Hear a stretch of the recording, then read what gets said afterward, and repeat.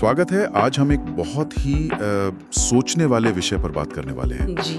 क्या हमारे आसपास के लोग, मतलब हमारा जो सर्कल होता है, वो कहीं हमारे बड़े सपनों को छोटा तो नहीं कर रहा? दिलचस्प सवाल है। हमारे पास एक प्रेरणादायक स्क्रिप्ट है जिसका टाइटल है बड़े सपने सही संगति। तो आज इसी के जरिए हम इस सवाल की तह तक जाने की कोशिश करेंगे। बिल्कुल। इस स्क्रिप्ट में एक सीधी सी बात कही गई है कि कई बार हमारी सोच तो बहुत बड़ी होती है पर कदम छोटे रह जाते हैं। हाँ, ऐसा होता है अक्सर। और वजह शायद हमारे करीबी लोग ही हों। क्या ऐसा मुमकिन है? इस पर एक मशहूर कहावत भी है जिसे जिम रॉन से जोड़ा जाता है। हाँ, वो औसत वाली कहावत। हाँ, कि हमारी जिंदगी हमारे 5 सबसे करीबी लोगों का औसत होती है।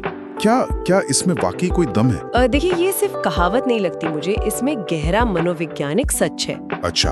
हम जिन लोगों के साथ सबसे ज्यादा वक्त बिताते हैं, जाने अनजाने, उनकी सोच, उनकी आदतें, उनकी एनर्जी, वो हमें प्रभावित करती हैं। मतलब एक तरह का सोशल इन्फ्लुएंस। हाँ, आप इसे सामाजिक संक्रमण जैसा समझ सकती है। अगर आपके आसपास ज्यादातर लोग शिकायतें करते हैं या छोटी सोच रखते हैं, तो अपनी उम्मीदों को बड़ा रखना मुश्किल हो जाता है।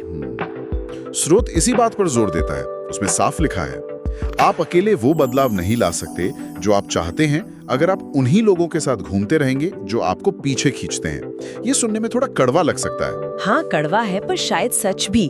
ये दिखाता है कि हमारी तरक्की सिर्फ हमारी मेहनत या काबिलियत पर नहीं, बल्कि हमारे माहौल पर भी बहुत निर्भर करती है। तो इसका मतलब ये हुआ कि अगर किसी को ऐसा लग रहा है कि भाई मेरा मौजूदा सर्कल मेरी उड़ान रोक रहा है, तो सिर्फ हाथ पर हाथ धर के बैठना कोई ऑप्शन नहीं है। बिल्कुल नहीं। और यहीं पर स्क्रिप्ट कुछ ठोस कदम सुझाती है। हाँ, मुझे वो काफी प्रैक्टिकल लगे। अपने सर्कल को बदलने के लिए 3 स्टेप्स बताए गए हैं। पहला क्या है?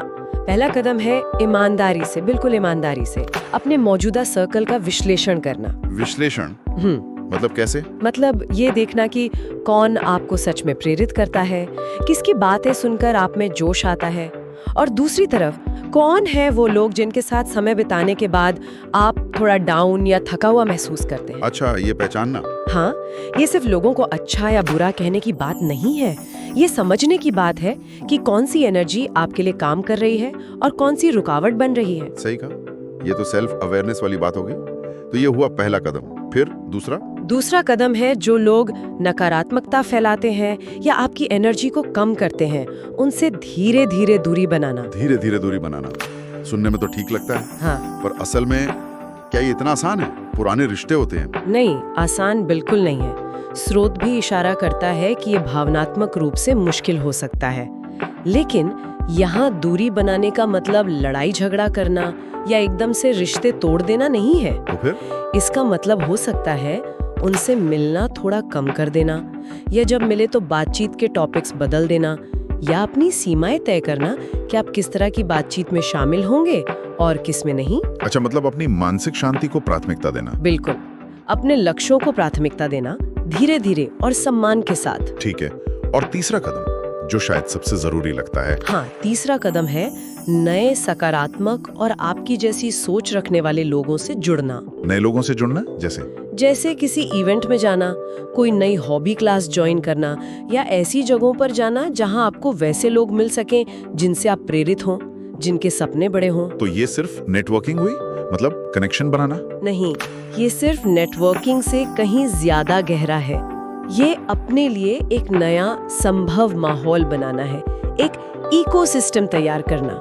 संभव माहौल, ये अच्छा शब्द है। हाँ, क्योंकि जब आप ऐसे लोगों से मिलते हैं जो बड़े सपने देखते हैं, जो एक्शन लेते हैं, तो आपकी अपनी सोच का दायरा भी बढ़ता है। आपको लगने लगता है कि हाँ, ये मुश्किल नहीं है, ये किया जा सकता है। तो मतलब दूसरों को देखकर हिम्मत मिलती है। हिम्मत भी मिलती है और नए आइडियाज भी।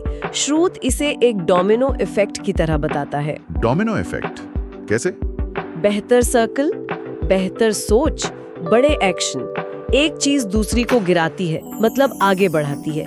ये एक स्वाभाविक सी प्रगति बन जाती है फिर। वाह, ये डोमिनो इफेक्ट वाली बात ये वाकई सोचने पर मजबूर करती है। तो क्या इसका मतलब ये है कि हमें अपने रिश्तों को सिर्फ इमोशनल एंगल से नहीं देखना चाहिए? हाँ, मतलब इमोशंस तो है ही, लेकिन अपनी पर्सनल ग्रोथ के नजरिए से भी देखना चाहिए। स्क्रिप्ट में एक बड़ा सवाल भी पूछा गया है जी। कि क्या कोई औसत बन के ही खुश रहना चाहता है या असाधारण बनना चाहता है? जी और शायद इसकी शुरुआत हमारे सर्कल को चुनने से होती है। हाँ, ये गहरा सवाल है जो स्रोत हमें खुद से पूछने को कहता है।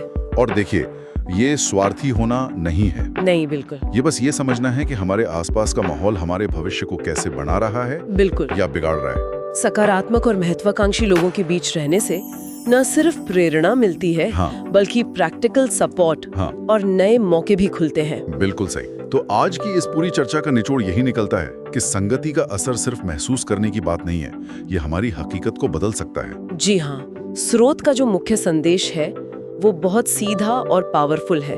अपने सर्कल को अपग्रेड करो, अपने भविष्य को अपग्रेड करो। हाँ। और जाते जाते एक विचार सबके लिए छोड़ जाते हैं जो इसी स्रोत से ही निकला है। हाँ, जरूर। अगर ये सच है कि हमारा जीवन हमारे 5 सबसे करीबी लोगों का औसत है, तो क्या हम जानबूझकर, सोच समझकर उन 5 लोगों को अपने जीवन में शामिल कर सकते हैं या उनके करीब जा सकते हैं, जो हमें हमारे सबसे बड़े सपनों और लक्ष्यों तक पहुंचने में वाकई मदद करें? इस पर सोचिएगा जरूर।